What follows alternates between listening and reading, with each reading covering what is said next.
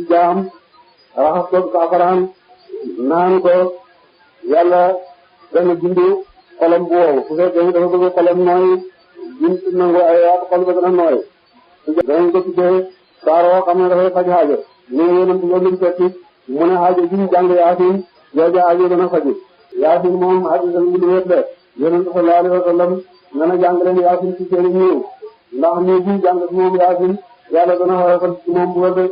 dana ko jàng yaasin ngir sax ci ngërëmal yàlla dana la baal say bakkaat te ci doogale lépp lu nekk am na xolot alquran moo di yaasin ku jàng yaasin benn yoon ne na ni ku jàng alquran bu ci yoon yonent na ne am na yenn saar woo xam ne dana ramu képp ku ko jàng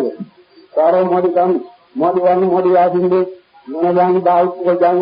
ak ku koy déglu yëpp ci tawreet mu xam ne ma lañ ko tuddee ndax li nga xam ne dana matale ci àddina yëpp ci ku koy jàng di jëñ mboolem mbugal ak ci àddina yëpp ak ci alaaxira ci ku koy jàng danañ ko tuddee saaro xam ne dafay faj xaajo léegi yonent loolu lañ fekk mu ne xaajo bi ñu jàng yaasin jooja xaajo dana faju ku jàng yaasin waxtu yi tey nee na yàlla dana ko yombalal bëccëgam ko jàng ci ngoon yàlla dana ko yombalal guddeem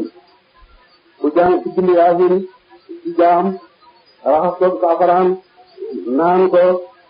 yàlla dana dindi xolam bu wow su fekkee dafa bëgg xolam nooy dindi nangu ay waat xol ba dana nooy ku jàng yaasin ci guddi àjjuma boo koy yàlla baal nga ko mboolem bakkaar ku dugg ci dugub jàng saaru yaasin yàlla dina xoyofal mbugal te mboolem ñu dugub ba yeneen yaasin li ma xuree yeneen gàtt bi daal yaasin yi ko jàng rek muy doole. suratu yaasin saaru yaasin makkeetu ko ñu makkee ilaa qawluhu wa kaafiru lahum anfiqul aaya aw madaniyatun isna taani wa samaana ak juróom-ñett fukki aaya dañ ci saabe saaru yaasin juróom-ñett fukki aaya la ak ñaar rafet ci njëriñam lu bari nag ci bari saar yu bari ngeen liñ ko wax dañ ko soog lu may saar yu néew Ixlaas Kaafiruuna ak Yaasiin ak Mulki tabaaraka mulki ak